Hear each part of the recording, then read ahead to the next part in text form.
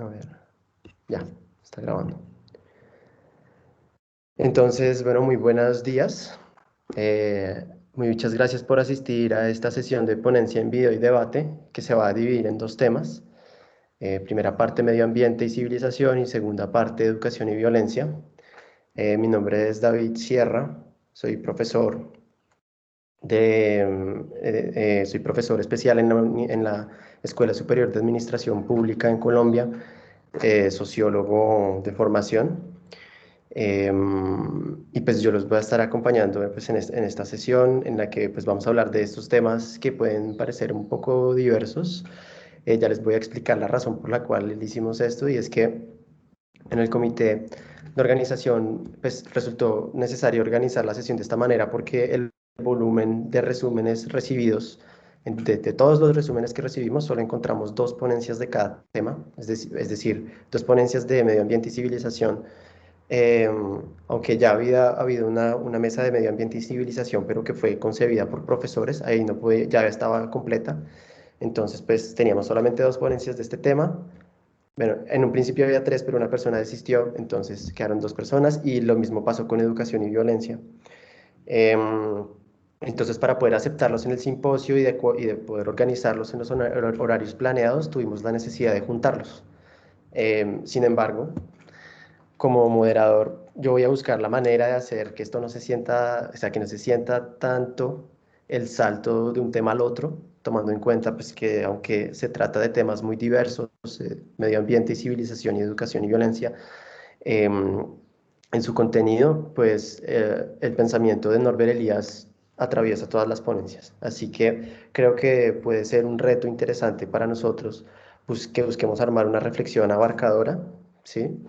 Aquí, sobre todo en términos teórico-metodológicos que nos ayuden a todos y todas, pues, con nuestras investigaciones.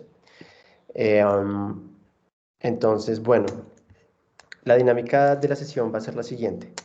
Ustedes ya nos han enviado una ponencia en un formato muy resumido, de 10 minutos, que ha sido publicada en la página web, en el sitio web del evento. Al escuchar sus ponencias, yo personalmente quedé necesitando más contenido, mucho más contenido, porque veo que se trata de trabajos que tienen una cierta madurez y que necesitan más tiempo para ser presentados.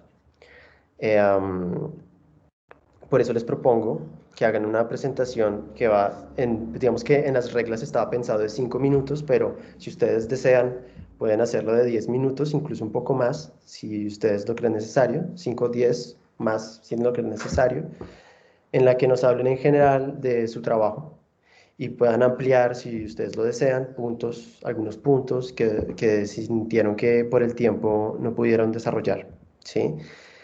Luego de que ustedes terminen sus presentaciones, tendremos unas preguntas de... em, si el público no tiene preguntas, yo mismo les haré preguntas. Yo he preparado varias preguntas para ustedes después de ver sus ponencias por YouTube, que me parecieron muy interesantes. Em, y bueno, entonces la idea es que operemos de esta manera. Entonces, veo que ya José está desconectado. ¿Puedes encender tu cámara, por favor? Listo, David, sí, ya estoy conectado. Buenos días. Hola José, mucho gusto, ¿cómo estás? Mucho gusto, David. Entonces, no sé si alcanzaste a escuchar la presentación que Sí, acabo de sí, hacer. sí, sí, sí, sí, alcancé a escuchar todo.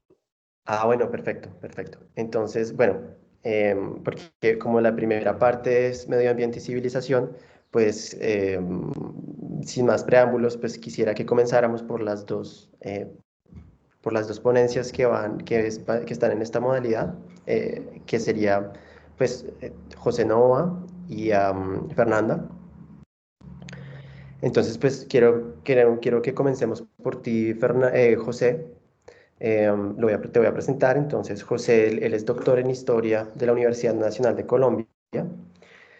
También tiene un máster en análisis de problemas políticos, económicos e internacionales contemporáneos en la Universidad Externado de Colombia. Él es licenciado en Ciencias Sociales de la Universidad Distrital Francisco José de Caldas, esto es en Bogotá, en Colombia. y es docente en esa misma universidad, en la Universidad Distrital Francisco José de Caldas, en la licenciatura de Ciencias Sociales, y es coordinador del grupo de investigación Amautas, y nos envió la ponencia titulada Perspectiva comparada del pensamiento ambientalista, de Enrique Pérez Arbeláez y de John Muir. Y esto pues en clave de la teoría histórico-genética.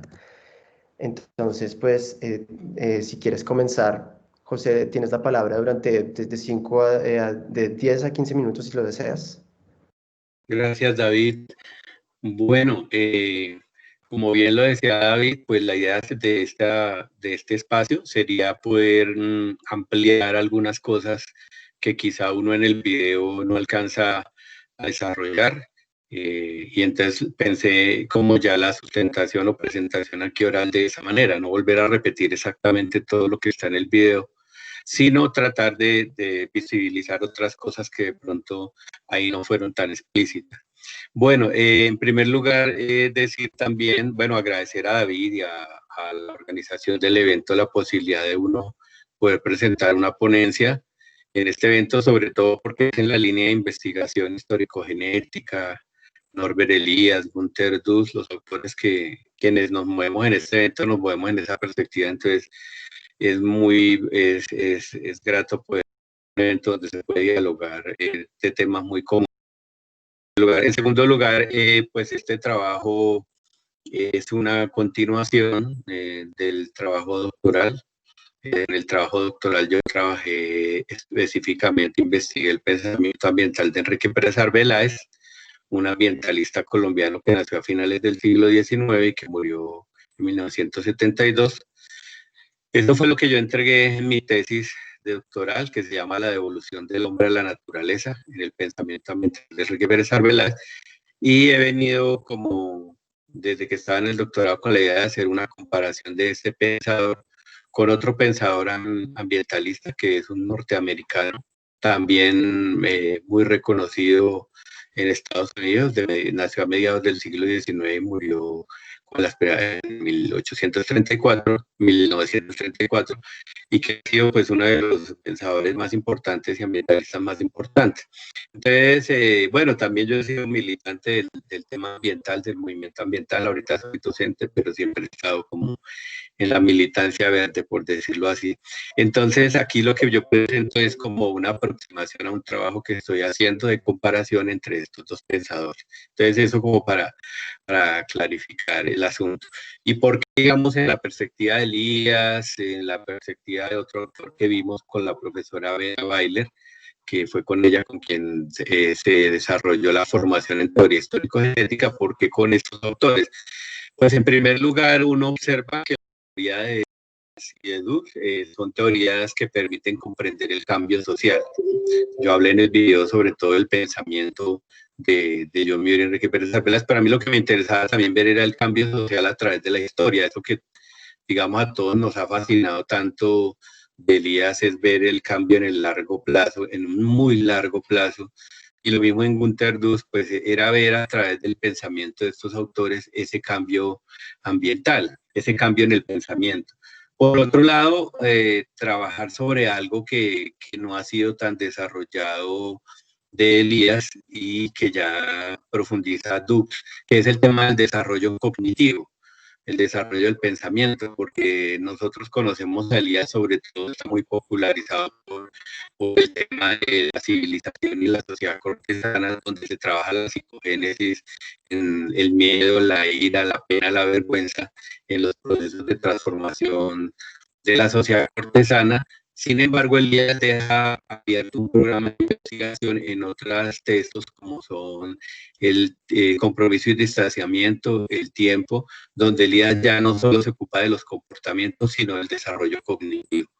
Pero digamos que ahí todavía no hay creada una teoría y va a ser Dux quien elabora una teoría para ya tratar de comprenderlo más poder hacer investigación específica sobre el desarrollo del pensamiento. Entonces me interesaba el cambio social, ver el pensamiento, el desarrollo del pensamiento y cómo el desarrollo del pensamiento también es vital para comprender el cambio social. El pensamiento no entendido como la semántica sino las estructuras cognitivas. y eso que Günter Dus y Elías trabajan de causalidad, tiempo, espacio y objeto, que son categorías. Entonces era trabajar sobre esa línea que también abrió Elías y que Günter Dus desarrolla. También me interesaba porque claramente la perspectiva tanto de Elías como de Dus se mueve en la dinámica, estructura y sujeto. O sea, no es una dinámica postmoderna, sino es una dinámica realmente que le da a la estructura un valor fundamental y al sujeto no es estructura y sujeto, sino que ambos van imbrincados y hay un movimiento continuo de ambos. También hay que decir que también me interesaba la visión procesual.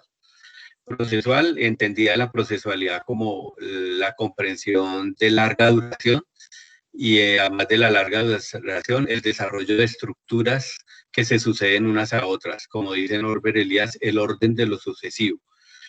Tanto Dux como Elías trabajan sobre la idea de que hay unas estructuras que se suceden unas a otras. En el caso de la lógica de pensamiento, Dux la llama el tránsito entre una lógica subjetivista y el avance hacia una lógica sistémico-procesual.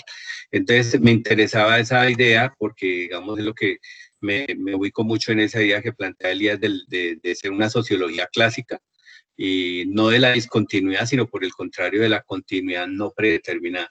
Y también la visión procesual en la medida en que la procesualidad nos busca que veamos no de manera determinista, un determinante básico de las relaciones sociales, sino múltiples relaciones para comprender los fenómenos, pero que no están dadas. Dice Dux que la procesualidad es eso, establecer múltiples relaciones en el mundo material, pero que esas relaciones no estén predeterminadas por un determinante último que puede ser la economía o la política o cualquier determinante, sino que realmente eso va surgiendo en ese mismo conjunto funcional. Entonces, en esa medida, la idea de investigar a John Muir y Enrique Pérez Arbeláez era ver ese cambio social, ese pensamiento a través de la idea de la naturaleza, porque es lo que trabajamos en el ambientalismo, es el tema de la naturaleza, y pues sabiendo ya un poco, Elías lo dice en Compromiso y Distanciamiento, y también Dux, es que hubo una idea antes de la modernidad, de naturaleza, no existe el concepto, pero la idea es que la naturaleza es un ámbito con cualidades antropomórficas, la naturaleza es metafísica, como dice Elías, antes de la modernidad lo que hay es un todo indiferenciado, y con la modernidad surge ya una naturaleza comprensible, con arreglo a leyes, ya un ámbito que se puede ver, digamos, en alguna medida explicado de manera científica, que ya no ve esas cualidades antropomórficas. Entonces la idea era ver esa idea de naturaleza, pero también a conciencia de que en la modernidad pues la naturaleza tiene otro significado. También la pregunta era por qué finalmente estos pensadores ambientalistas, en general todo el ambientalismo, John Muir, Pérez Arbeláez y todos, ¿cómo pudo surgir un pensamiento que reivindica la naturaleza y volver a recuperar la naturaleza como un elemento central cuando asistimos a una etapa de desespiritualización y desacralización de la naturaleza?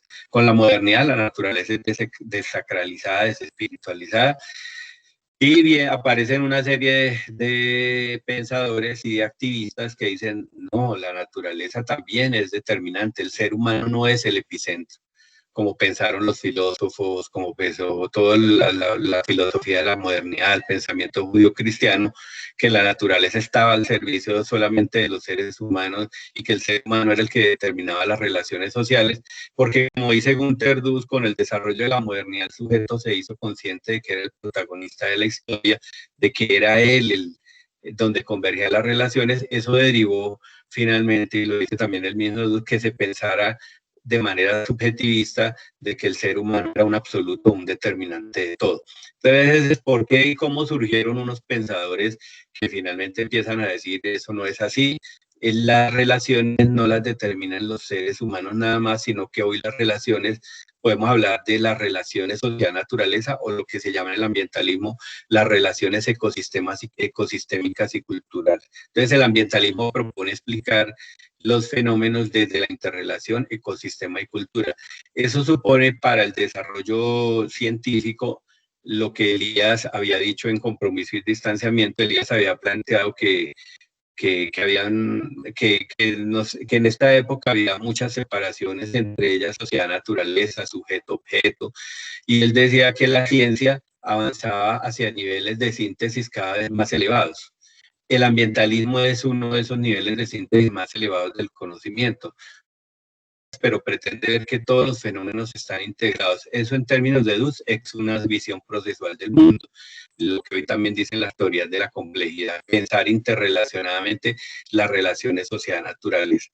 Entonces, la pregunta era si realmente el ambientalismo había logrado superar la lógica que llama Dus subjetivista, aquella lógica que sitúa como un absoluto, como determinante último, al integrar relaciones sociedad-naturaleza, porque al plantear una visión holística y articular la ciencia natural, ciencia social, se busca romper con el positivismo en la ciencia, con la fragmentación que propone el positivismo y con esa misma separación que había hecho Kant de ciencia natural, ciencia social.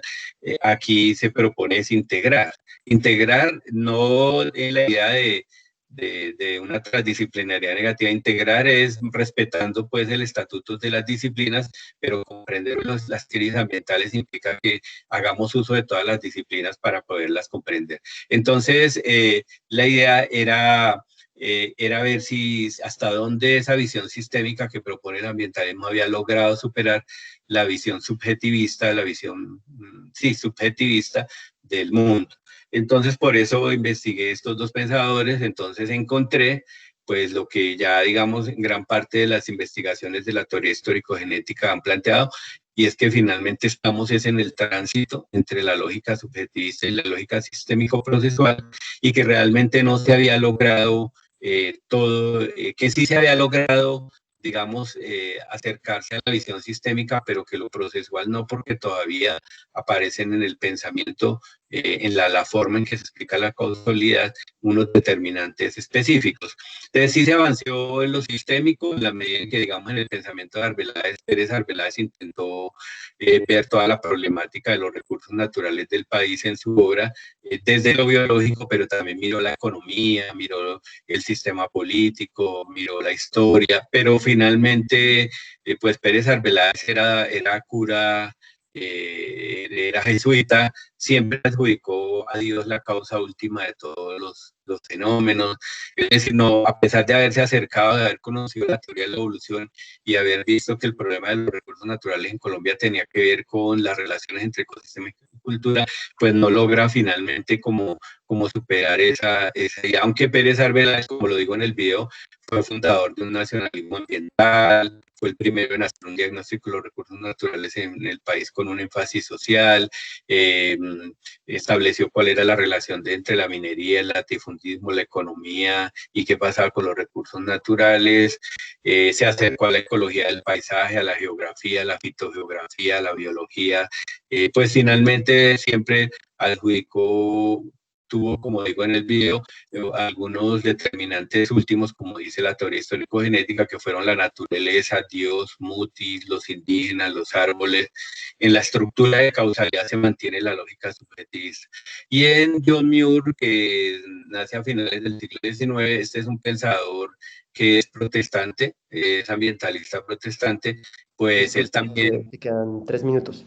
Listo, listo, David. Entonces, en John Muir alcanza como a cuestionar también la destrucción de los bosques en el oeste norteamericano, y a plantear la necesidad de ver la unidad sociedad-naturaleza, aunque John Muir, digamos, no es tan, digamos, no tiene tanta influencia de la teoría de la evolución, de la ecología, porque la ecología no se había desarrollado todavía en el periodo de John Muir. John Muir logra entender que el problema es relaciones sociedad-naturaleza, pero se va, digamos, a desarrollar su pensamiento desde la geología, pero también desde el panteísmo. John Muir digamos, cree en Dios y cree en cada figura de la naturaleza como si fuera el origen último de cada cosa. Entonces, lo que permite ver, digamos, esta investigación, este trabajo comparado, es que, digamos, hay un desarrollo del pensamiento y que efectivamente a medida que la sociedad ha ido cambiando, la concepción de la naturaleza se ha ido ampliando y que a su vez, digamos, la idea de avanzar en la comprensión sistémico-procesual sí se ha venido dando en alguna medida el ambientalismo es hoy un campo de estudios, los campos de estudios ambientales se mueven entre la transdisciplinariedad, la interdisciplinariedad de sistemas complejos y es uno de los campos más avanzados, pero todavía no logran superar la idea de concebir que detrás de los fenómenos ya estaba concebido algo que los predetermina. Entonces, en esta medida, la teoría de Dux y la teoría de Elías nos permiten ver que el problema no es solo, digamos, los contenidos de la naturaleza, sino también la lógica que hay detrás de esa concepción de naturaleza. Gracias, David. Listo. Muchas gracias, José, por tu presentación. Gracias, espero que tengamos un rato también para discutirlo un poco más en profundidad, porque yo también hice mi tesis doctoral con este marco conceptual. Entonces, seguramente si no encontramos el espacio en este momento, lo podremos encontrar más adelante, porque me interesa mucho los resultados de tu investigación, conocerlos un poco más en detalle. Pero bueno, para que podamos mantener aquí el tiempo que tenemos, entonces quisiera que escucháramos ahora a Fernanda Trindade. Fernanda es maestra en Sociología de la Universidad Federal de Pelotas, en Brasil. Es especialista en Gestión Pública Municipal de la Universidad Federal de La Pampa. Tiene una especialización en Tecnologías de la Información y la Comunicación aplicadas a la educación de la Universidad Federal de Santa María. Además es bachiller en Administración de la Universidad Federal de La Pampa y nos envió su ponencia titulada, la voy a leer en español, La sociogénesis de la actividad de reciclaje. Catazao en español se entiende, es reciclaje. Un estudio sobre la creación de redes en una asociación de reciclaje en Brasil. Entonces, adelante, Fernanda, te escuchamos.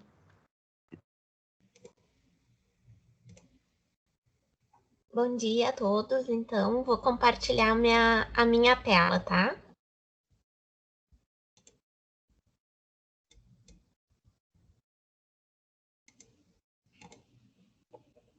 Tá aparecendo para todo mundo? Sim? Ótimo. Sim. Bom, vou começar então. Se eu começar a falar muito rápido, vocês me interrompam e me avisem, tá bem? Está bem. Então, a minha pesquisa, ela é fruto da minha dissertação de mestrado, né, que eu peguei algum capítulo para discorrer sobre.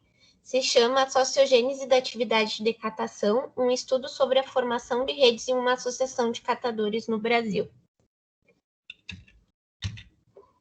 Bom, então, de introdução, meu objetivo geral é analisar... Eu só peço que alguém desligue o microfone que está dando eco para mim. Ai, los micrófonos están todos apagados. Espera aí. Baja el volumen en tu computador. Sim. Tá. Bom, então eu tive como objetivo geral, né, analisar alguns aspectos sociológicos relacionados à sociogênese dos catadores de materiais recicláveis ao longo da história, buscando identificar configurações das redes de interdependência que dinamizam a organização destes catadores no Brasil. Então, eu busco fazer nesse meu estudo, né, analisar em um primeiro momento todo o macro social, as configurações que levam à organização produtiva dessa categoria de trabalhadores no Brasil, para depois conseguir chegar à minha delimitação do campo, que vai ser um microestudo realizado na Associação de Catadores, que fica situada em Santana do Livramento, no Rio Grande do Sul. Para compor, então, esse meu estudo, eu utilizei a abordagem qualitativa, através da observação participante, que eu realizei no Galpão de Catadores em Santana do Livramento, né? Posteriormente, eu apliquei entrevistas semi-estruturadas, onde foi possível eu trazer elementos que na observação participante eu não tive como ter acesso, e por último a pesquisa documental, que me ajudou então a trazer aspectos históricos e o processo de como a organização ela se forma, considerando as particularidades do município e quais são os atores importantes para que ela surja. Ai, tá dando... Bom, então, como hipótese, eu trago que as relações entre os catadores associados dessa associação, junto aos atores sociais externos, aí eu coloco os governos, as organizações e os movimentos sociais, vão configurar redes na busca pelo reconhecimento social dessa atividade e destes trabalhadores, atuando através da Política Nacional de Resíduos Sólidos, a partir da organização produtiva coletiva, no caso, a Associação Novo Horizonte, construindo alternativas de inclusão socioeconômica. O meu referencial teórico, então, eu vou me apoiar nas perspectivas teóricas processual e relacional do Norbert Elias. Ai, meus slides estão... vai ser a partir da inter-relação entre essas perspectivas que eu vou conseguir entender a dinâmica da formação de catadores no Brasil. Primeiro, numa perspectiva macro, que vai me levar aos ciclos que os resíduos passam historicamente, e, por último, a perspectiva relacional, que vai me dar, então, como esses catadores vão se relacionar dentro do conjunto de atores e também entre si na associação. Então, como um elemento configuracional que vai ser configurado pelos atores, eu trago a luta por reconhecimento e redistribuição via Política Nacional de Resíduos Sólidos, da Nancy Fraser. Bom, aqui eu trago, então, alguns aspectos gerais sobre a sociogênese da atividade de catação a nível mundial, né, que vai se caracterizar, então, da relação do homem com os resíduos sólidos no decorrer dos séculos. Daí eu pego do século XIX até os séculos XX, que vai expressar a mudança na relação de como a sociedade se relaciona com a natureza. Então, a partir disso, eu vou verificar que tem alguns aspectos, como o projeto modernista e o capitalismo, vai desenvolver uma relação de exploração com a natureza, que vai nos guiar a outras expectativas que vão nos levar aos novos ciclos dos resíduos, como eles passam a ser compreendidos. Então, a produção dos resíduos nas sociedades vai perpassar a compreensão de que transformações, principalmente as de cunho cultural, social, ambiental e político, que ocorrem constantemente, ou seja, estão sempre em movimento, vai modificar a maneira de como as sociedades e os indivíduos em geral vão passar a produzir, tratar e destinar seu resíduo. Como, por exemplo, nas sociedades primitivas, a gente não produzia tantos resíduos, tanto lixo, como hoje na sociedade capitalista, nas sociedades contemporâneas. Então, a forma que os seres humanos vão se relacionando com o lixo, né, com a natureza, vai trazer novos contornos e fazer com que esse resíduo passe por diferentes ciclos. E esses ciclos são interdependentes, que são o ciclo sanitário, ambiental, social e econômico. Portanto, a representação dos catadores em cada sociedade, em diferentes períodos históricos, vai ser fruto de diversos processos civilizatórios que vão culminar na estigmação da atividade de catação como uma função laboral. Por exemplo, nas sociedades primitivas, a catação dos resíduos, dos dejetos, eram realizados por escravos, tá? Que eram denominados como scavengers, que no inglês significa urubus. Também por pessoas que eram consideradas desclassificadas. Aí nós temos a justificativa de quem deveria limpar as ruas teriam que ser pessoas que ocupam as ruas. Então, essa atividade deveria ser desempenhada, por exemplo, por prostitutas, né? Então, sempre foi atrelada a questão da limpeza urbana a pessoas que tinham um nível estigmatizante dentro da sociedade. Bom, aí eu trago um pouquinho sobre o ciclo sanitário e já direciono para questões no contexto brasileiro. Então, eu vou analisar até a primeira metade do século XX, né? As histórias das enfermidades vão trazer uma perspectiva de que a gente deve tratar diferente os nossos resíduos, né? Porque aí nós vamos ter o desenvolvimento da teoria dos miasmas, que vai apontar que o ar é o principal vetor de transmissão de doenças, tá? E aí a gente vai começar a perceber que as nossas formas de habitação deveriam mudar. Posteriormente, temos a refutação da teoria dos miasmas pela teoria microbiana, né, que o Oswaldo Cruz vai trazer para o Brasil, que tem a revolta da vacina. Ele vai identificar, antes mesmo da vacina, que é necessário a gente se relacionar de outra forma com os nossos resíduos, para posteriormente achar, né, a vacina que vai tratar, por exemplo, a peste bubônica. Depois nós temos o advento de um projeto modernista, então, incorporado pelo Estado e pelas elites, que vão instaurar no Brasil parâmetros de limpeza, beleza e civilidade ocidental, que dialoga muito com o processo civilizatório do Elias, né, que é aquela questão da autorregulação, do autocontrole dos nossos sentimentos e das nossas pulsões. Então, o projeto modernista vai ser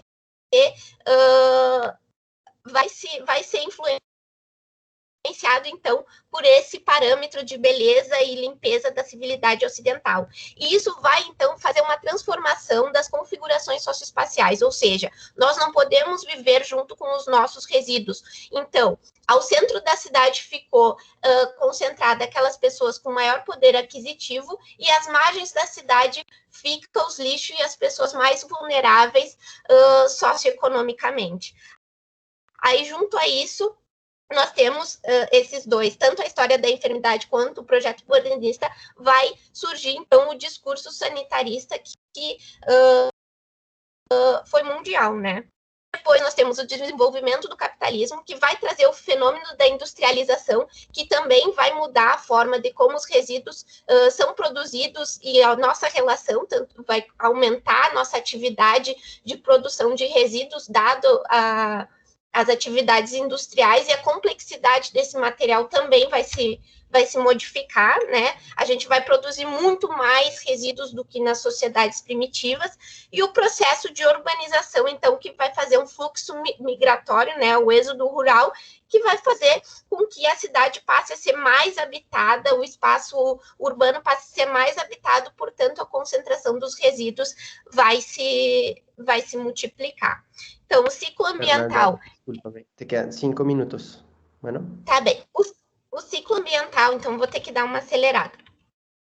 Nós temos em 66 o fluxo migratório, que vai influenciar os estudos realizados pela ONG-CEPAL, desenvolvido pelo José Num, que vai verificar o advento do capitalismo na América Latina, né? Então, a partir de 1970, temos a formação dos grupos ambientalistas, que também vai influenciar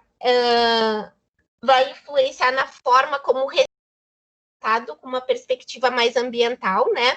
Dado as nossas catástrofes ambientais, aí temos aí furo da camada de ozônio, temos o aquecimento global, várias coisas que começam a preocupar a sociedade a nível mundial. Temos a crise da dívida em 1980, como um resultado do período ditatorial, que vai provocar um aumento da inflação, fazendo com que surja uma crise salarial, e a Política Nacional do Meio Ambiente, que vai instituir o CONAMA, que vai ser de acesso popular. Então, as pessoas vão poder participar dos processos ambientais.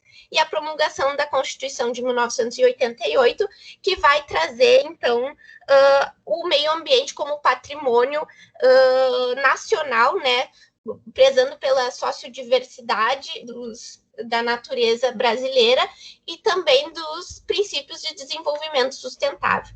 Aí temos o governo Fernando Collor de Mello, que vai trazer políticas neoliberais, que vai fazer com que aumente-se 20% do desemprego no Brasil, fazendo com que as pessoas recorram a alternativas informais. Assim, a atividade de catação aumenta consideravelmente. O crescimento, dado a isso, as pessoas começam a se organizar em forma de cooperativas e associações, né? Esses desempregados tentam achar alternativas, e aí nós temos as primeiras incubadoras tecnológicas do movimento de economia solidária a partir de 96. E em 98, a organização do surgimento do Movimento Nacional de Catadores, que vai ter uma organização política e produtiva destes trabalhadores. Então, as discussões sobre a atividade de catação na sociologia do trabalho, considerando o sistema do capitalista, vai fazer uma discussão sobre o trabalhador autônomo versus o trabalhador explorado. Então, os catadores vai estar sobre o poder do capitalismo de forma tácita, né? E aqui eu sublinho, eu destaco atores que são importantes para pensar depois o meu microestudo. E aí nós temos o ciclo social e econômico, que vai trazer a criação da Fundação Luterana de Diaconia, que é a principal ator que vai oferecer recursos através de editais para organizações coletivas, o governo Lula com crescimento econômico com distribuição de renda. Em 2010 tem a Política Nacional de Resíduos Sólidos, que vai ser um marco muito importante para a questão dos resíduos como uma perspectiva social, né, de inclusão socioeconômica desses trabalhadores, o Comitê Interministerial para a Inclusão dos Catadores, e aí em 2019 temos uma ruptura muito grande, que é o governo Bolsonaro com desmonte das educações. Vou pular essa parte aqui, eu trago algumas particularidades do município, como ele lida com a questão relativa da limpeza urbana, né, daí já me direcionando para Santana do Livramento, e aqui eu trago alguns resultados da minha pesquisa, né? Então, vale lembrar que essa Associação Novo Horizonte, ela surge como resultado de processos sociais históricos e também de processos sociais a nível de Brasil. Então, ela surge a partir da sociogênese, tanto da sociogênese como da psicogênese, daquela incorporação de que o trabalho coletivo e o pertencimento associativo, ele passa a ser considerado, trazendo novos parâmetros de autorregulação individual para que se possa trabalhar coletivamente. Então, eu analiso o pertencimento associativo através das configurações, aí a rotatividade dos membros, quais são os elementos que levam ir e voltar da associação, né? O equilíbrio flutuante e elástico, que vai se dar através da internalização de um esquema de autorregulação e dos conflitos internos, as questões internas também, externas no caso, o autocontrole e o hábito social, que como essa associação vai surgir através do movimento de economia solidária e do movimento nacional de catadores, há necessidade de que haja a incorporação de um hábitos, que é, no caso, a autogestão, a independência de classe, que são o que esses movimentos vão propagar, né? Aí podemos entender a associação como uma rede em que fios, que são os catadores, vão ligar-se a outros de forma a estabelecer relações sociais. Cada fio, ou seja, cada catador vai ter uma constituída e preservada em relação aos outros, né? Então, isso eu trago um pouquinho do Norbert Elias para explicar a questão da relação entre os membros. Aí aqui eu consigo trazer algumas relações e a gente percebe que a catadora L, então, ela vai regular a balança do eu-nós, ou seja, ela vai mobilizar a sua individualidade e sua função no interior da associação para o favorecimento do nós. Isso vai acontecer por conta da individualidade dela, ela pertence a vários grupos sociais, então ela tem aquele capital cultural maior entre os catadores e consegue regular essa balança. Então, ao estar presente em todas as relações da associação, Lúcia usa para afirmar seu eu, para reforçar a identidade de grupo também, por meio da mobilização de atributos e capitais específicos acumulados em suas configurações. Então, as redes externas... Discúlpame por interrumpirte, pero ¿podrías concluir que ya se acabó el tiempo? Ahorita podemos regresar sobre puntos. Bueno. Tá. E aí temos a interação por conflito, que vai ser provocada por disputas de poder entre os associados, e aqui tem os principais motivos, né? E esses motivos acontecem por conta da medição comparativa com o desempenho do outro, ou seja, mecanismos de controle sobre o outro e também sobre a dinâmica das relações dentro da associação. Bom, aqui então eu trago as redes externas, que foi como eu consegui configurar através da minha perspectiva processual, como vai se configurar as redes, como surge a associação, como acontece a regulamentação, a rede de pressão, fiscalização, Depois eu entro mais nessa questão, que é bem importante. E, por último, então, eu trago as considerações finais que vão, então, trazer que é possível compreender e demonstrar uma das possibilidades da execução dessa política em municípios no interior como Santana do Livramento. E, a partir desse contexto, analisar a configuração de redes de atores que formam cooperativa e associação de catadores. Bom, aí eu trago algumas fotos do meu estudo de campo realizado. E, por último, as minhas referências. E desculpa, me estendi, mas obrigado pela atenção. No, muchas gracias a ti por tu trabajo, se ve de verdad muy interesante. Ahorita pues en todo caso yo tengo algunas preguntas, pero si primero miraremos si el público tiene preguntas para hacerte, si no yo tengo algunas preguntas. Pero para que nos alcance el tiempo, vamos a pasar a la segunda parte. Y vamos a comenzar por escuchar a Ilgiani de Freitas Timoteo. Ella es licenciada en Educación Física del Instituto Federal de Ceará, en el campus de Juazeiro do Norte. Actualmente es estudiante de posgrado en Educación Física, Salud y Ocio en la misma institución. Y ella nos envió una ponencia titulada en español la influencia social de la violencia en el entorno escolar y en las clases de educación física desde una perspectiva liesiana. Entonces, adelante, Ilgiani, te escuchamos.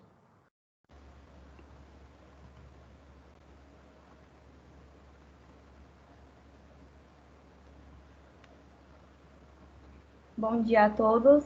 Está aparecendo a apresentação? Sí. Ok.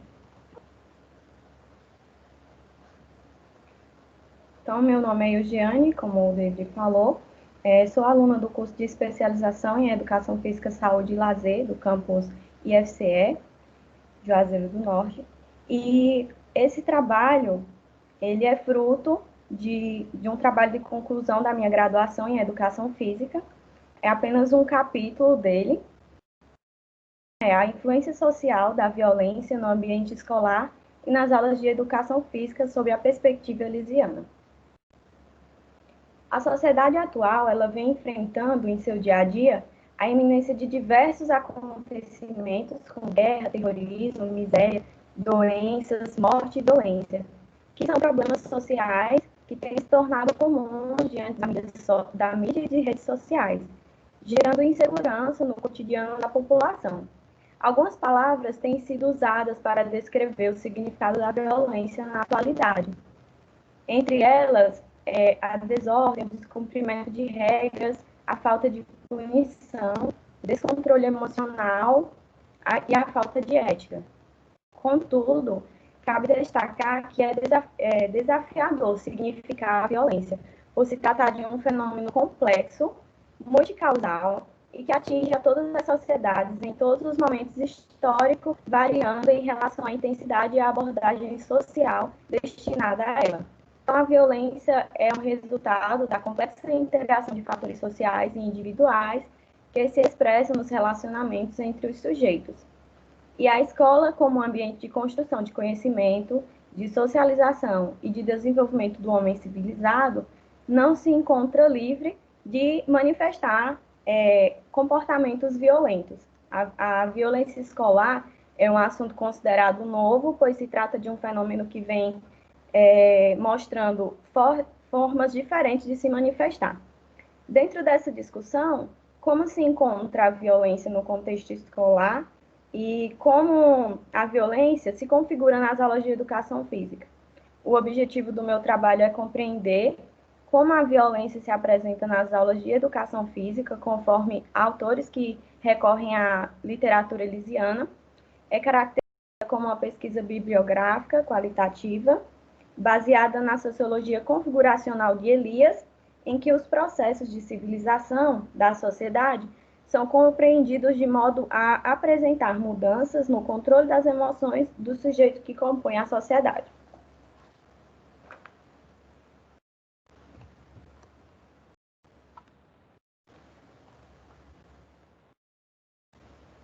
Nas sociedades modernas, o indivíduo é compelido a exercer um autocontrole sobre suas emoções e ações.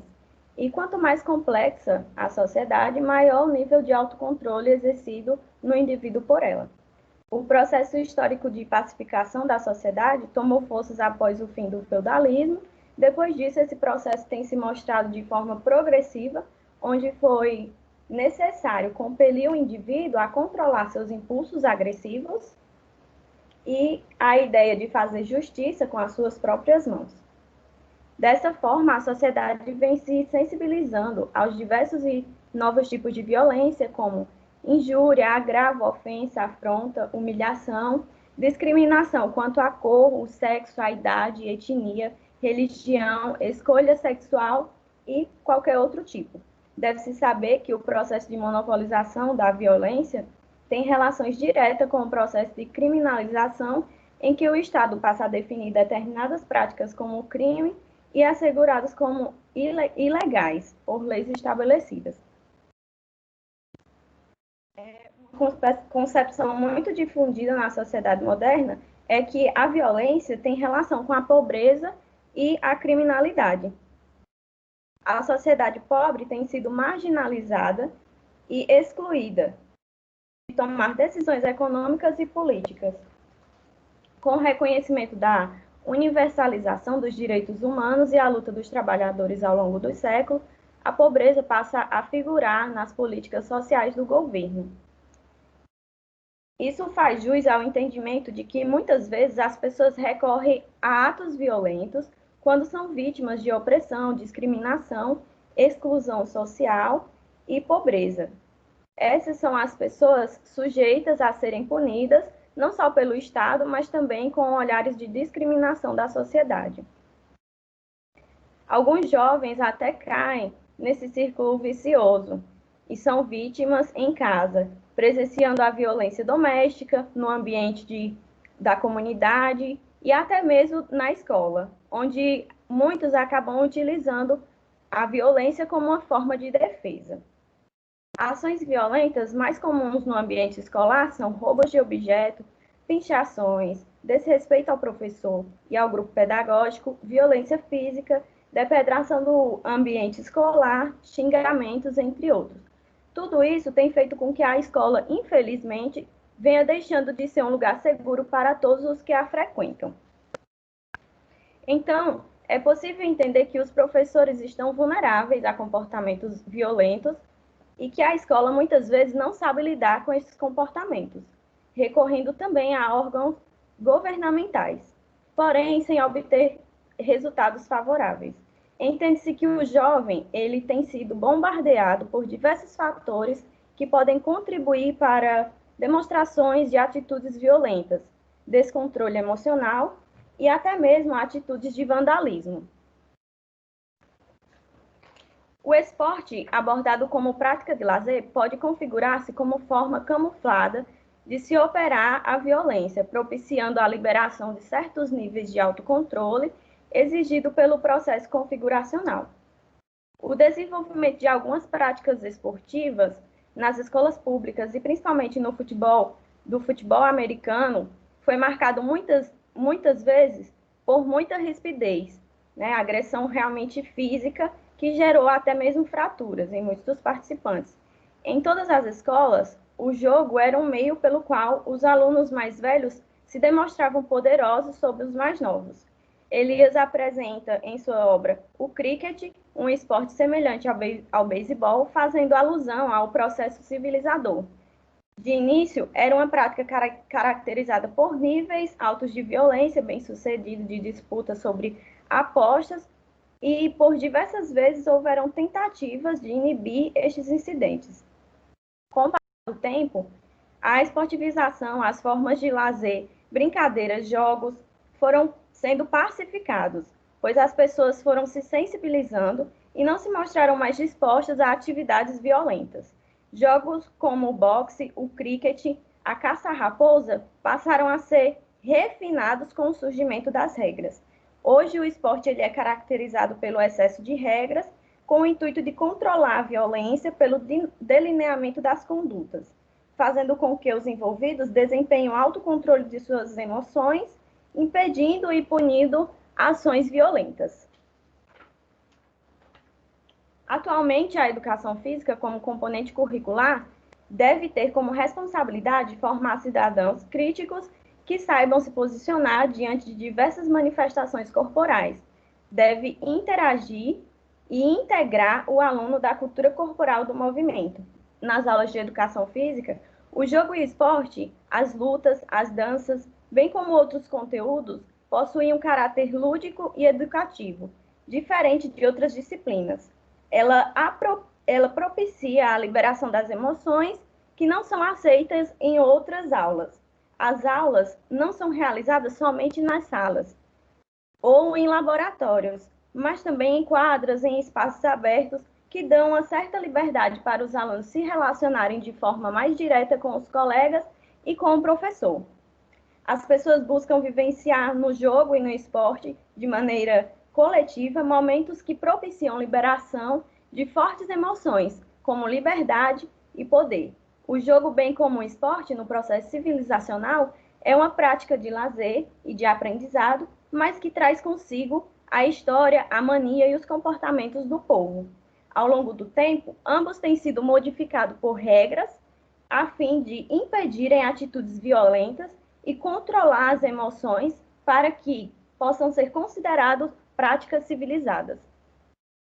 Minhas considerações finais é que a educação física traz consigo um caráter educador e tensor das pressões, mas ao mesmo tempo propicia determinadas atitudes violentas verbais, simbólicas e físicas em momentos de jogo e práticas desportivas.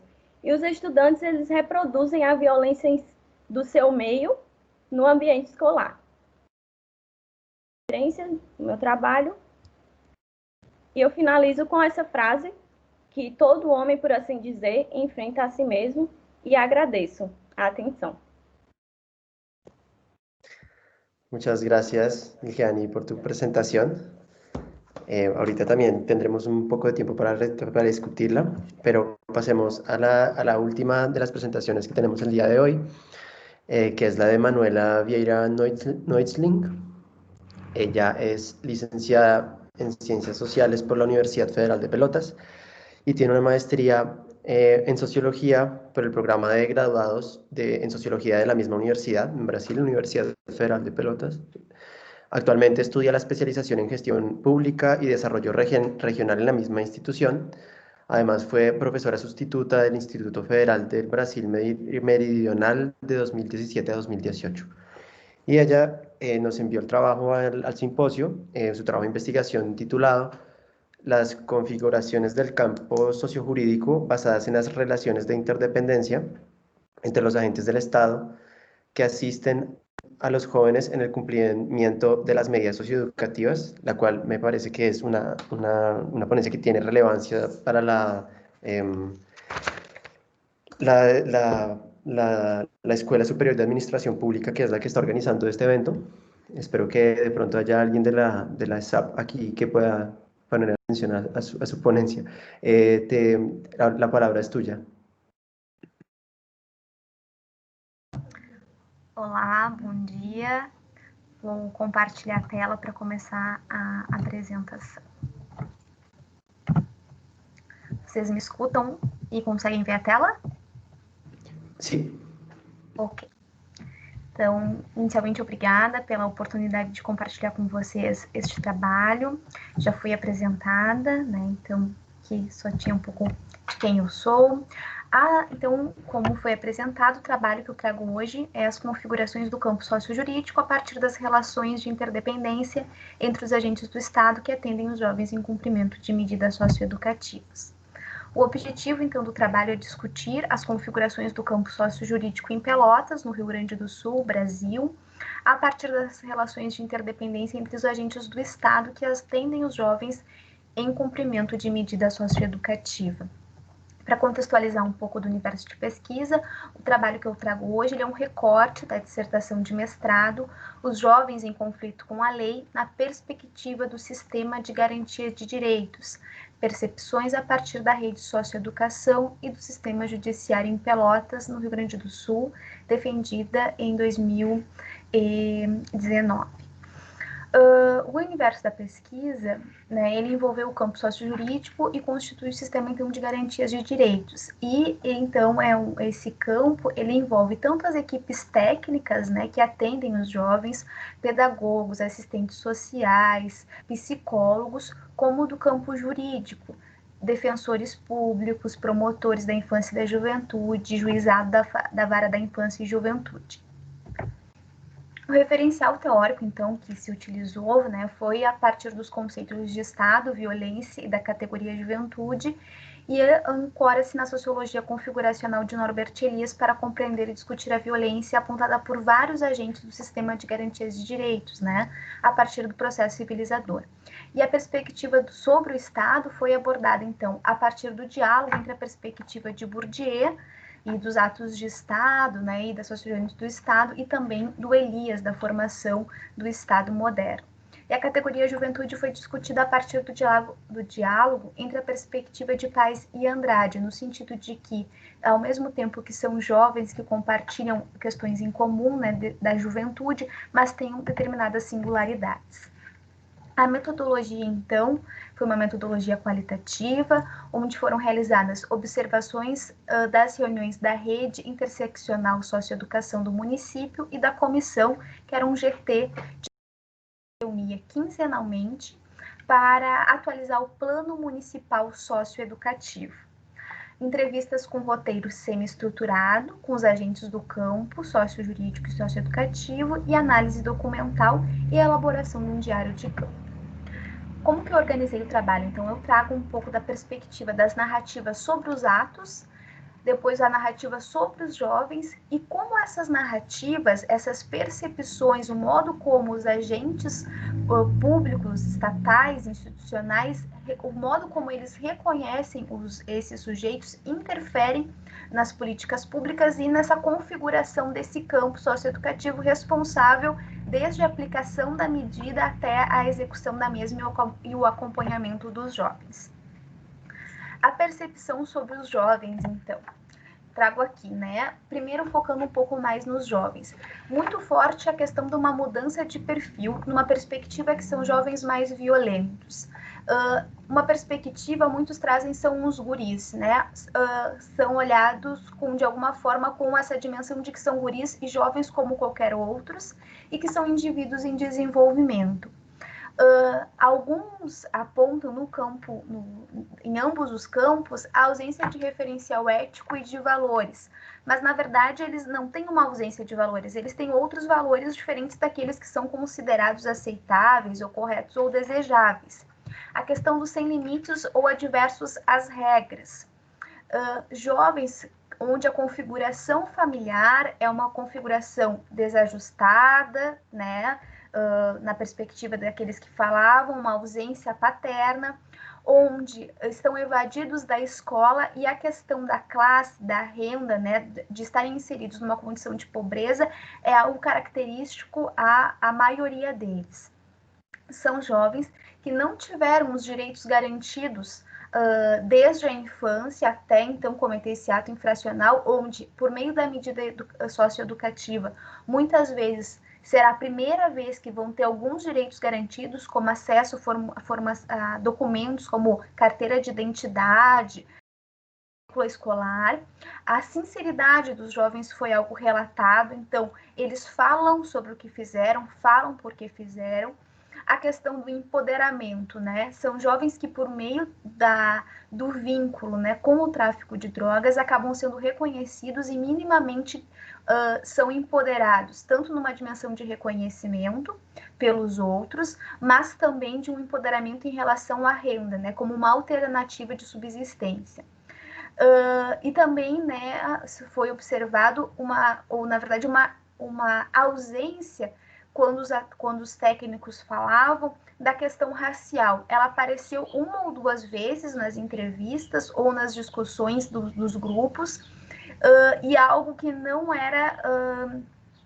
era discutido, por exemplo, para se incorporar ou para se atentar a essa questão no plano municipal socioeducativo ou nas políticas públicas para esse grupo juvenil. E a questão do desafio do vínculo, das equipes, dos agentes criarem vínculos com estes adolescentes. Bem, o Norbert Elias, então, né, a partir do processo civilizador, a questão toda da sociedade de corte, a formação do Estado moderno, contribui para pensar a formação do Estado, né, no Brasil, mas para pensar especificamente como, ao longo do tempo, o Estado foi configurando a sua atuação em relação a este público.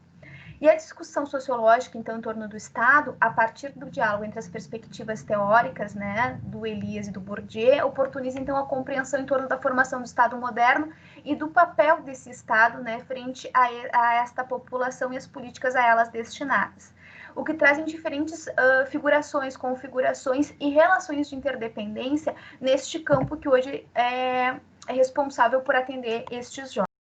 E a percepção sobre os atos infracionais, então, agora mais voltado aos atos. Os atos também são considerados atos mais violentos, relacionados ao tráfico de drogas, o uso de droga como para uso, consumo e renda, a família desestruturada, considerada desajustada, um núcleo familiar desagregado, trazem a questão, né, que o que colabora para o ato infracional é estarem invadidos da escola, e a maioria deles com baixa escolaridade, a dimensão da renda e classe, são jovens que estão em bairros periféricos, onde, né, não possuem, as suas famílias também, formas de trabalho laboral formais, não acesso aos direitos fundamentais, que tudo isso vai empurrando para o cometimento de ato infracional em um contexto mais violento.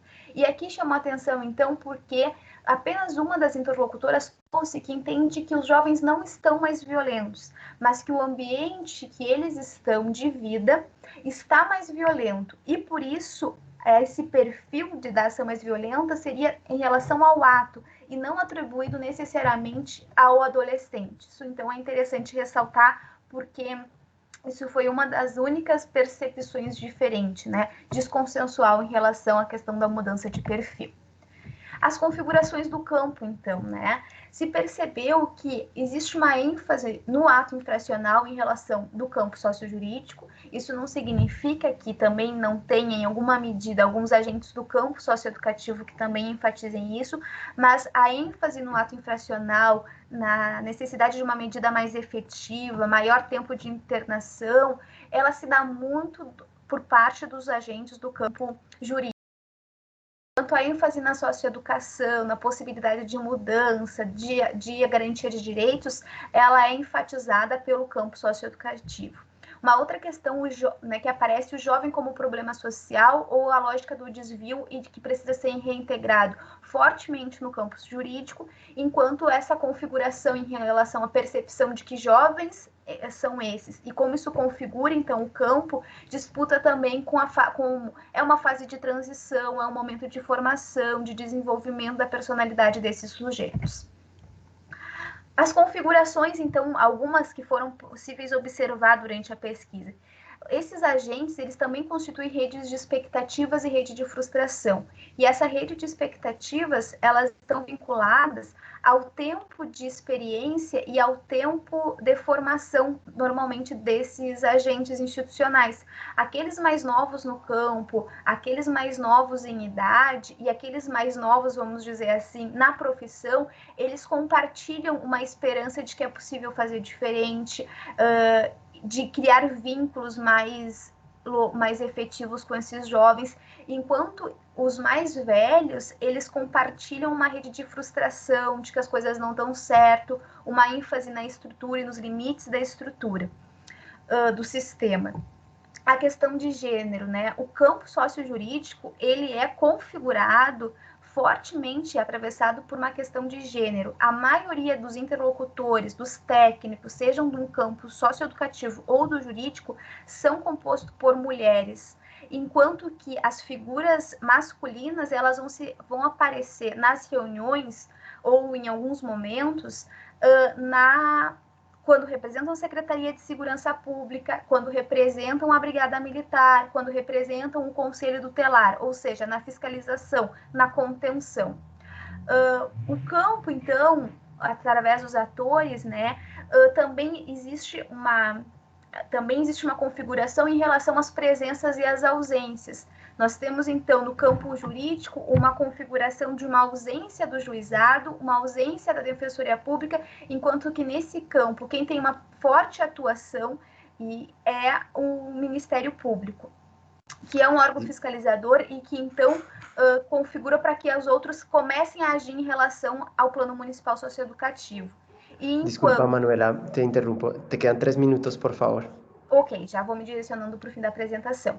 Enquanto no campo socioeducativo, a configuração ela se dá por outros atores, né, vinculados à medida. E chamo atenção para isso porque, de fato, essas configurações elas vão se agenciando e se articulando muito em torno de quem são as pessoas responsáveis em cada serviço, em cada setor, por articular e organizar para que, de fato, as reuniões aconteçam, os encontros aconteçam, a fiscalização do plano aconteça.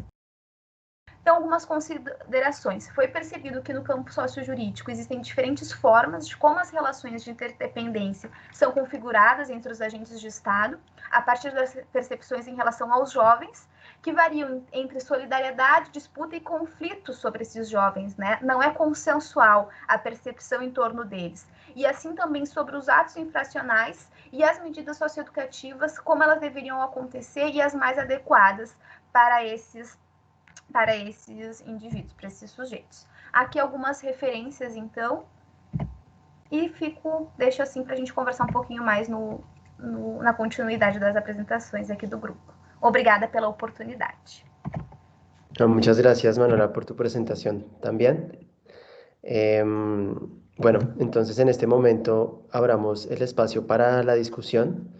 Nos quedan 20 minutos, sin embargo, si ustedes lo desean, podemos quedarnos unos 10 minutos más, de modo que tengamos 30 minutos para que cada quien pueda responder por lo menos una ronda de preguntas, una ronda y media de preguntas, o dos. Entonces, doy la palabra al público por si desea hacer alguna pregunta.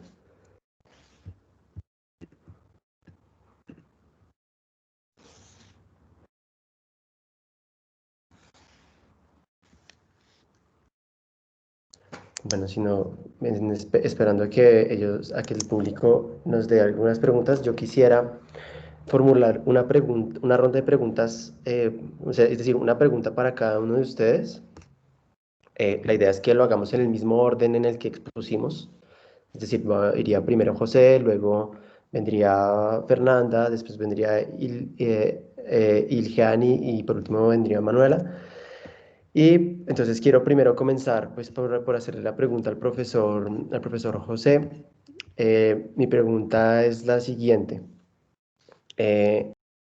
¿Tú puedes, por favor, explicarnos un poco más por qué Enrique Pérez y John Muir no lograban superar una visión subjetivista del ser humano, a pesar de que tomaban en cuenta la teoría de la evolución? O sea, es decir, ¿por qué, a pesar de que utilizaban un pensamiento sistémico procesual, ellos daban prioridad a un pensamiento subjetivista? Esa es una pregunta pues, que dirijo para él, aunque no lo veo. Ah, sí, ahí estás. Entonces, pues, para que la anotes y ahora, cuando termine de dar las preguntas, las respondes, por favor. La pregunta para Fernanda es, ¿tú crees que la estructura interna de las redes de asociaciones de reciclaje, de catadores, ¿sí? Como tú la viste en tu investigación, con el tipo de relaciones profesionales, afectivas y de influencia, o también profesionales de las interacciones por conflicto, etcétera, ¿tú crees que esa estructura interna de redes que tú viste pueden soportar un desmonte de la Política Nacional de Residuos Sólidos por parte del gobierno Bolsonaro? O sea, es decir, como forma de organización de estas asociaciones, ¿tú crees que a ti te parece viable? O sea, ¿te parece que son fuertes, lo suficientemente fuertes para enfrentar fluctuaciones significativas como la que está llegando con la política del gobierno de turno. Entonces, esa es la pregunta que quería hacerte a Fernanda. La pregunta que quería hacer a Ilgeani es, a ver, es que tengo tres y quiero darle prioridad a una. Ya. Si tú en tu exposición hablas de actitudes violentas, ¿sí? Digamos, en las instituciones escolares. En eso entiendo de cierta manera que son los educadores que tienen ciertas pautas de violencia. No son violencias extremas, pero pues tú identificas que hay, digamos, en los momentos del juego y de prácticas deportivas, hay actitudes de violencia verbal, de violencia simbólica y física, y que los estudiantes reproducen esos esquemas violentos, ¿sí? Mi pregunta es, ¿puedes explicarnos un poco más en detalle cómo se ve, o sea, cómo se expresa esa violencia en las aulas de educación física en Brasil? No sé,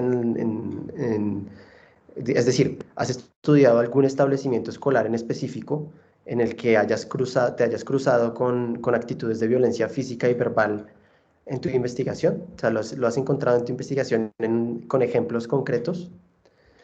Esa era la pregunta que tenía para Ilhani. Y para Manuela, la pregunta que también tengo tres preguntas, pero hay una que me interesa particularmente.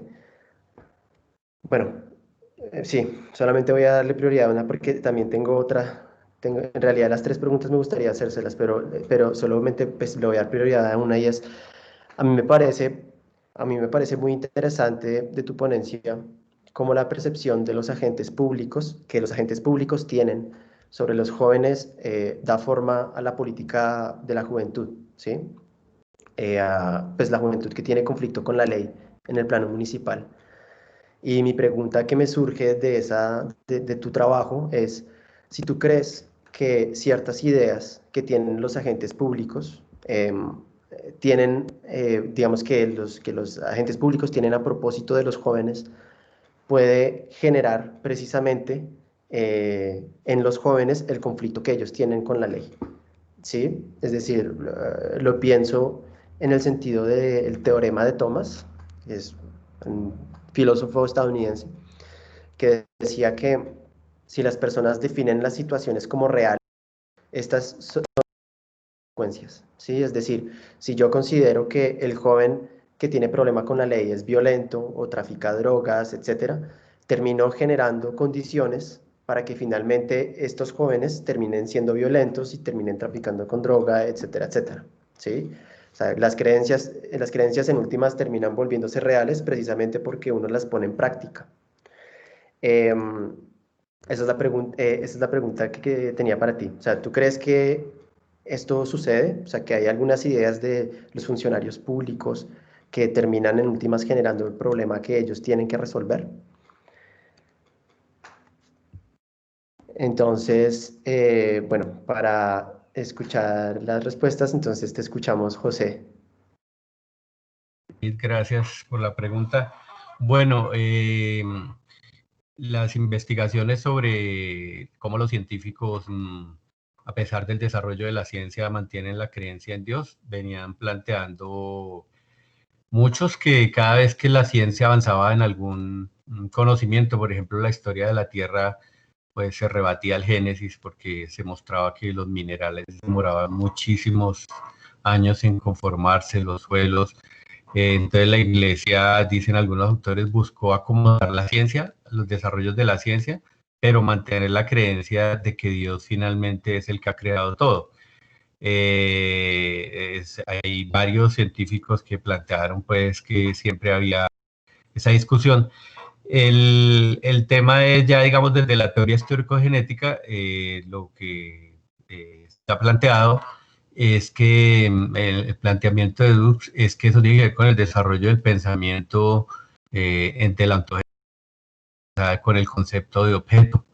Es decir, si en las primeras etapas o las estructuras del desarrollo cognitivo, la primera idea que se tiene de objeto, dice Dux, es un sujeto que mueve las cosas.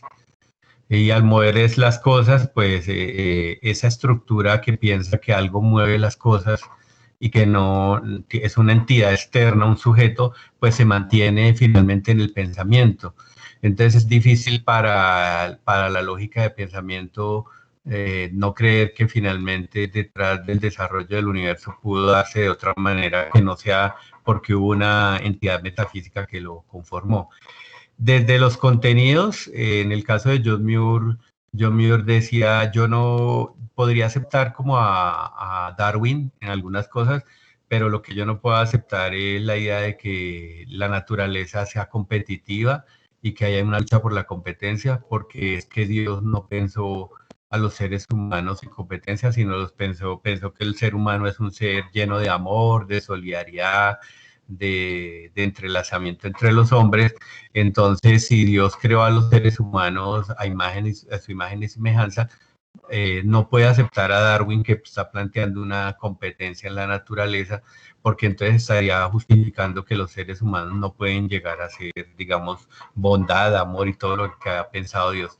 Desde la teoría histórico-genética, pues hay una cosa que se llama la lógica de identidad, y es que si una cosa surgió de una manera, debe mantenerse de la misma manera. O sea, si los seres humanos fuimos creados a imagen y semejanza de Dios, y Dios es perfecto, y Dios es esa armonía y esa belleza, entonces los seres humanos debemos representar lo mismo, y la teoría de la evolución no lo presenta.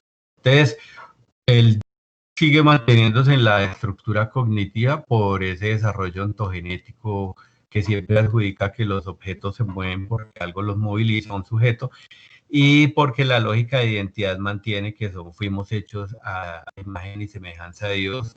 Entonces, eso desde, como digo, desde el desarrollo cognitivo, y es interesante porque hasta ahora la historia social de la ciencia, por ejemplo, la profesora Olga Restrepo, aquí en su libro Historia Social de la Ciencia en Colombia, y muchos autores señalan cómo siempre los científicos convivieron con la existencia de Dios, pero hasta ahora ninguna teoría había planteado de dónde los científicos mantenían la existencia de Dios. O sea, porque lo que dicen todos los autores de historia de la ciencia es que Dios es visto como para los científicos como en la naturaleza se expresa Dios. Dice toda la historia social de la ciencia, pero no explican por qué Dios permanece en los científicos. Y la teoría de Dux y de Elías en gran medida va a decir eso tiene que ver con el desarrollo del pensamiento. Eso tiene una explicación científica. Y la explicación científica tiene que ver con el desarrollo ontogenético y con el desarrollo del pensamiento. Listo, David. Muchas gracias por tu respuesta. Yo quisiera, sí, a mí me parece que desde la lectura que yo hago de Dux, una de las razones por las cuales, digamos, no se pasa como a la otra lógica, pues tiene que ver precisamente con lo que decía Elías, ¿no? Que hay como las estructuras de la sociedad, si las estructuras de la sociedad no cambian, no puede cambiar el desarrollo psicogenético, o sea, ontogenético en términos duxianos. Entonces, si no hay desarrollo histórico de las estructuras de la sociedad, por más secular que sea un conocimiento, no va a poder penetrar en una estructura como la lógica de la acción. O sea, tiene que existir como una base práctica en que las personas se sientan obligadas a creer en eso, bueno, a cambiar, digamos, a utilizar ciertos conocimientos que vuelvan obsoleta la lógica subjetivista. Eso me parece muy interesante, me parece que es un puente muy interesante entre Elías y Dux.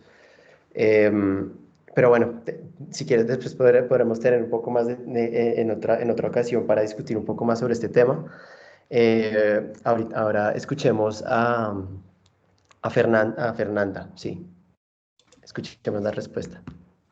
Então, essa pergunta é bastante pertinente. E antes de me ater mais ao governo Bolsonaro, eu gostaria de só fazer algumas considerações sobre a Política Nacional de Resíduos Sólidos, tá?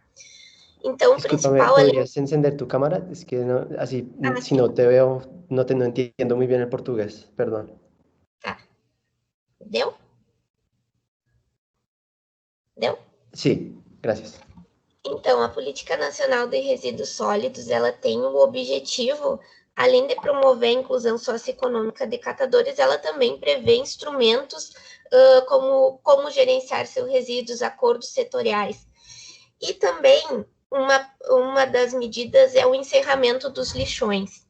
Portanto, o encerramento dos lixões pelos catadores é uma fonte de riqueza, o lixão é uma fonte de riqueza, não só apenas pelo material que ele oferece, mas também porque dentro dos lixões eles conseguem construir redes com outros catadores, de repente com as recicladoras, eles têm maior sociabilização dentro dos lixões. Então, a política nacional tem esse caráter de incluir os catadores socioeconomicamente, mas, ao mesmo tempo, ela encerra aquele lugar que é fonte de recursos e de riquezas, né? Que, claro, considerando a perspectiva ambiental, é inapropriado, não é bom ter um lixão, né? Mas para os catadores, esse encerramento vai significar uma perda significativa da fonte de renda deles, né?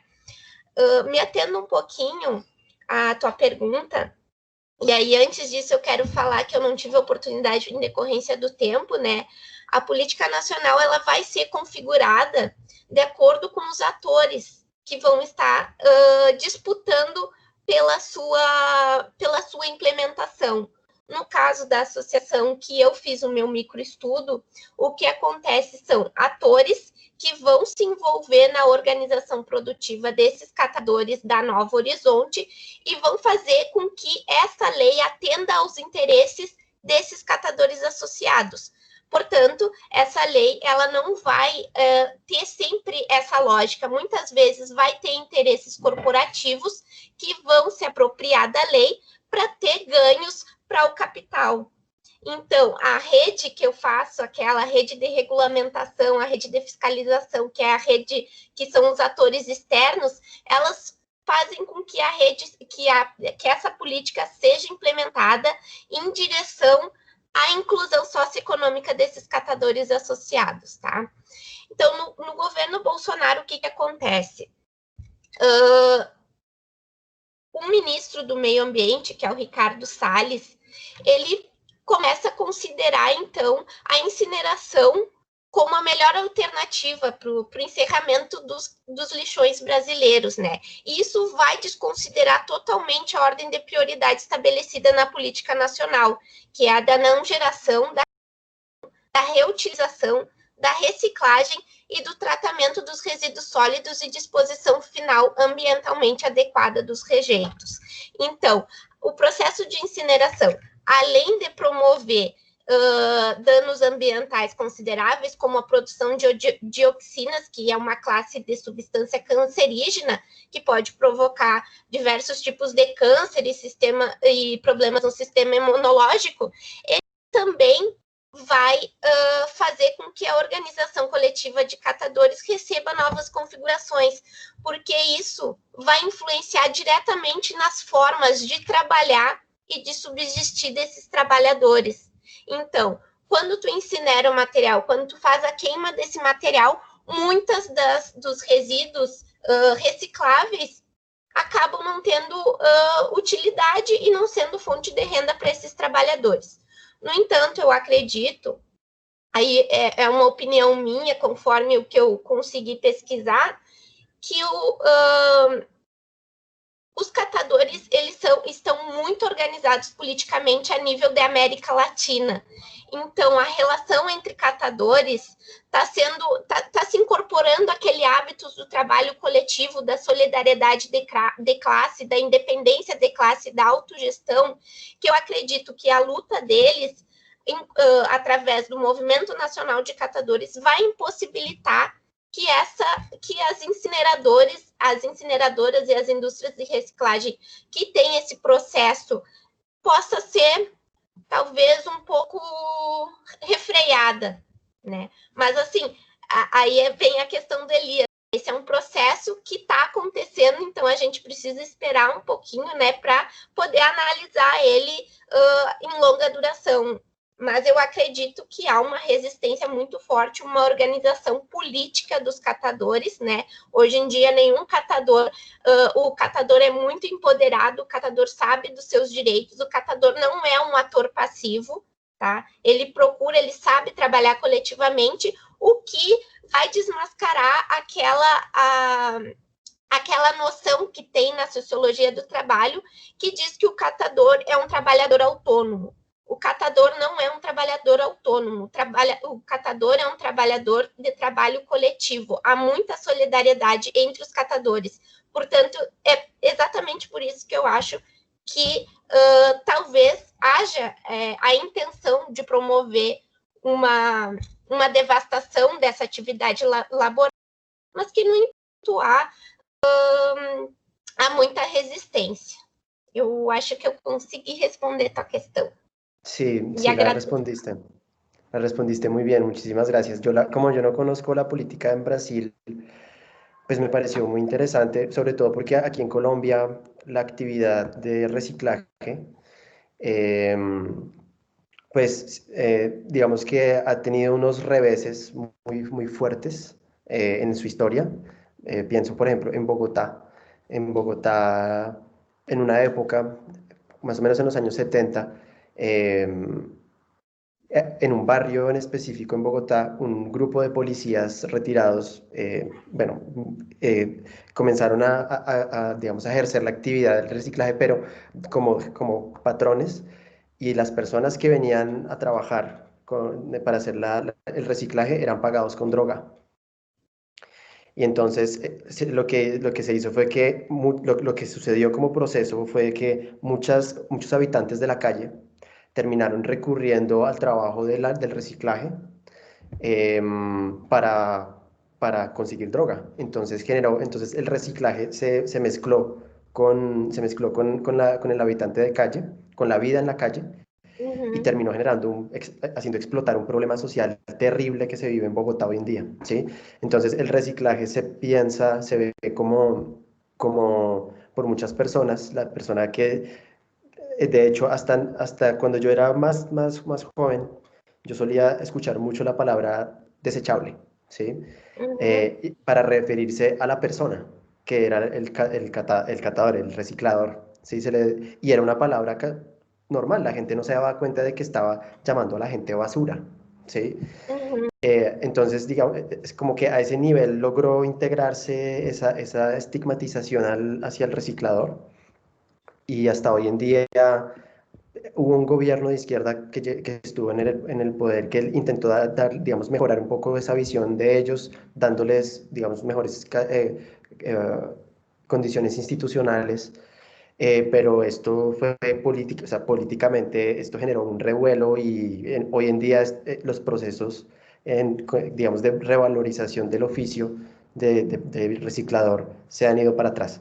Entonces, esa es la experiencia colombiana, de Bogotá en todo caso, que yo conozco, y por eso me pareció muy interesante saber que en Brasil existe incluso una asociación de recicladores que tiene fuerza, y que bueno, ahorita está peligrando, pero de todas maneras el hecho que ya tenga como una organización es posible que resista el golpe, ¿sí? Como tú dices, hay que esperar a ver qué pasa, pero pues bueno, de pronto puede resistir, eso está muy bien. Sí. Bueno, y ahora escuchemos a Ilhani. Dale. Te escuchamos.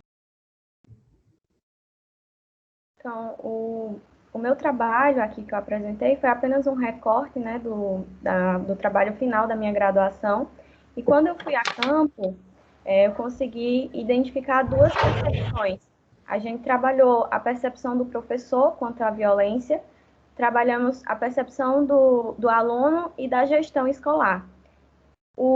A percepção do professor e do aluno são bem parecidas. A violência se apresenta, em sua maioria, de forma verbal, e raramente acontece uma violência física, que podemos chamar de violência física. Só que alguns momentos podem proporcionar uma competição exacerbada no momento da aula de educação física, e aí a violência verbal ela pode se tornar bem calorosa a ponto de culminar em uma agressão física. Porém, eles relatam que é algo bem raro presenciar a violência física. Porém, a violência verbal aparece de uma forma bem destacada. Já a gestão escolar demonstrou que não enxerga a escola como um espaço sujeito à violência, mas essa dificuldade de percepção ou minimização desse fenômeno na escola pode ser entendido também como um discurso político da gestão, visto que esse grupo é responsável por manter a ordem na escola, a educação, por zelar pela percepção que a sociedade tem da escola. Então, em geral, a gente observa muito a questão da violência verbal e pode ser em que, em alguns momentos, em que a competição nas aulas de educação física sejam bem valorizadas e também venha a culminar em uma violência física. Acredito que eu consegui te responder un poco. Sí, veo. Muchas gracias por tu respuesta. Escuchemos ahora la respuesta de Manuela. Te voy a pedir solamente un segundo porque me están escribiendo de una mesa y tú sabes que como estoy organizando, pues yo hago parte de la organización, esto en este momento me están pidiendo. Roberto, ¿estás ahí? Sí, aquí estoy. Mira, me dicen que de la sesión de jóvenes y civilización, que no pueden entrar, que todavía no han abierto la sala. ¿Me puedes, si quieres, dame el ingreso y yo entro? Dale, te voy a pasar el link. Te lo envío por WhatsApp, ¿vale?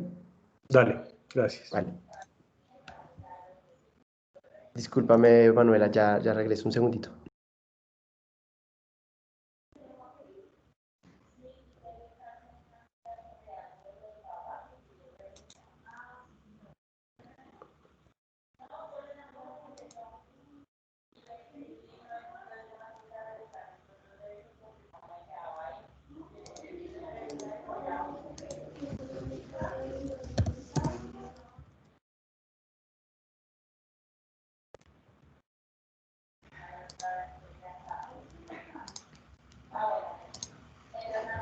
Listo, Roberto, ya te lo envié por WhatsApp. Ok, espérate que aquí no me ha llegado. Listo. ¿Listo? Cualquier cosa, no te preocupes, yo cierro acá. Listo. Ok, gracias. Bueno, muchas gracias. Bueno, que estén muy bien. Gracias, lo mismo. Chao.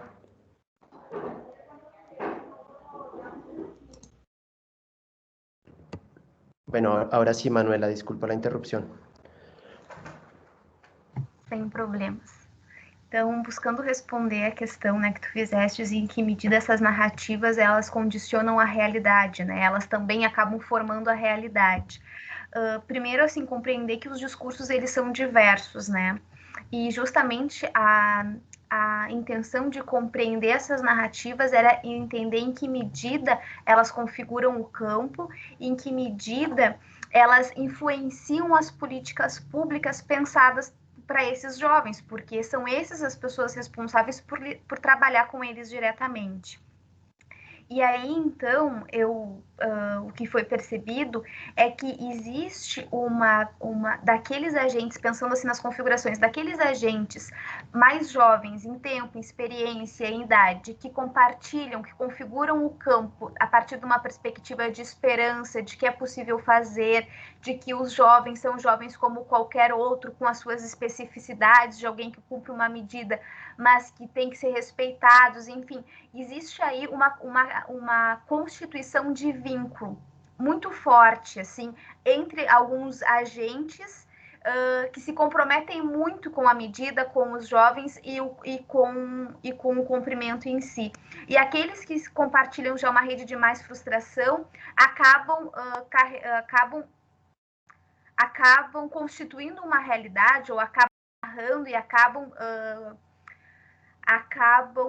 aceitando de que não é possível fazer muita coisa porque a estrutura, o sistema é problemático. Então, existe em alguma medida aí um desafio dessa realidade que é... na medida em que eu digo e que eu assumo que não tem o que se fazer porque o sistema, a rede não funciona, porque os jovens estão no tráfico, é muito difícil quando eles já chegam na medida, foi porque todo o resto falhou. Em alguma medida, isso também vai dizendo que então não é possível fazer muita coisa. E aí também existe aí, pelo menos me parece, um tensionamento, e por isso eu gosto muito de Elias, eu acho que ele nos ajuda a compreender, sempre muito articulado entre agência e estrutura, onde, em que medida a gente consegue compreender que isso é um problema de uma dimensão estrutural e em que medida também cabe ou os atores conseguem influenciar e atualizar essa estrutura na prática no seu trabalho.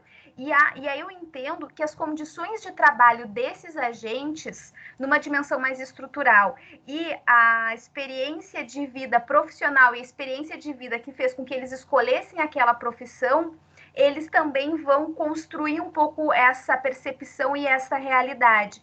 Então, aqueles que trabalham numa equipe de 5 pessoas e atendem 10, 15 jovens, eles constroem uma possibilidade, eles estão dizendo que é possível, porque eles, de alguma forma, na sua condição laboral, têm mais estrutura para lidar com aquele público. Enquanto o mesmo número de equipe trabalha com a internação, uma unidade que era para atender 40, atende 80.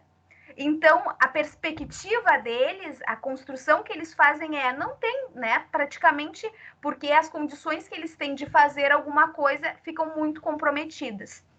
E aí, pensando em que medida isso constrói a realidade, me chamou muito a atenção, eu não abordei na dissertação, mas uma das questões era o que marca na experiência de vocês como psicólogo, como um agente. E apareceu muito forte a questão da morte precoce desses jovens.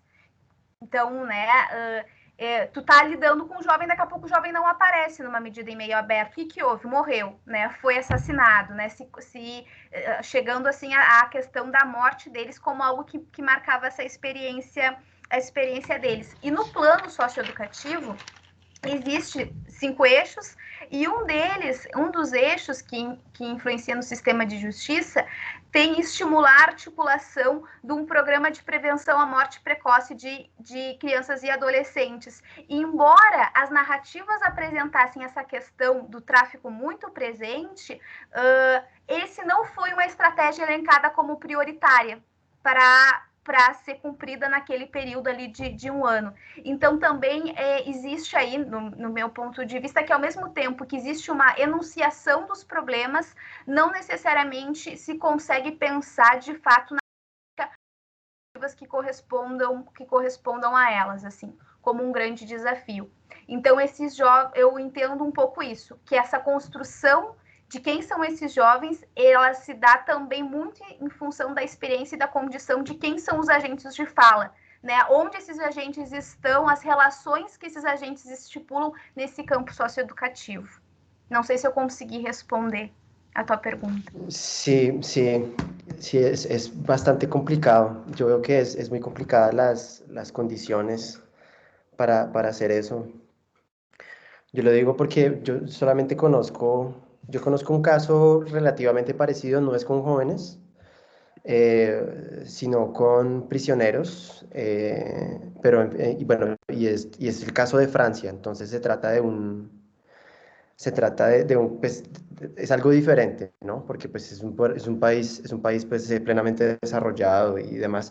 Y aún así, incluso en este país en el que hay muchos recursos para este tipo de estructuras en las que funcionan equipos como los que tú dices. Entonces, un equipo jurídico en el que pues hay psicólogos en una parte y el otro lado pues está es más como jurídico, un poco alejado, mientras que el otro está más metido en el problema, pues se ve que cuando el dinero no alcanza, ellos pueden tener todas las disposiciones del mundo, pero en últimas no se puede generar un cambio con jóvenes, en realidad son prisioneros, pues son jóvenes prisioneros que vienen durante un tiempo y luego vuelven a salir y siempre y ellos tienden siempre a regresar. Y es precisamente porque, pues, porque, pues, a ver, hay una frustración de los equipos de trabajo de que esto está sucediendo, no porque o sea, ellos sienten que no pueden llegar a la población que necesitan asistir, pero, pero, pero pues es que no hay los medios, ¿sí? Entonces, y en últimas, muchas veces hay personas bueno, una persona que yo conocí personalmente había tirado, como se dice en español, tirado la toalla, es decir, ya decía como no se puede hacer nada. Después de que hizo eso, comenzó ya a sostener imágenes muy negativas de los jóvenes, a decir como es que son ellos, es culpa de ellos, y los comenzó o sea, el problema social dejó de ser social y comenzó a volverse un problema individual. Entonces, digamos que yo por eso te hice la pregunta, en el sentido como de cuando una persona por medio de tantas frustraciones se, digamos que se vuelve rancia, se vuelve un poco rancia, comienza a proyectar sentimientos negativos hacia la población que en un principio quiere ayudar. Entonces, y eso genera ciclos pues, en los cuales un joven violento, en lugar de recibir el amor que necesita para que pueda, digamos, superar esta violencia, pues simplemente reincida, etcétera, ¿sí? Es un problema muy complicado, en efecto. Bueno, no sé si hay alguna otra pregunta del público o si terminamos. Ya nos hemos pasado 15 minutos. He tomado 15 minutos de su tiempo.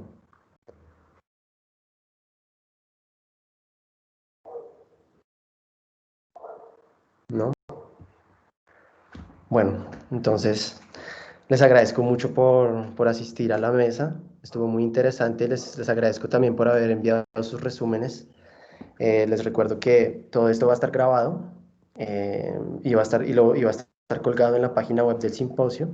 Así que si quieren después volver a ver sus videos o si los quieren compartir, pues ahí van a estar disponibles.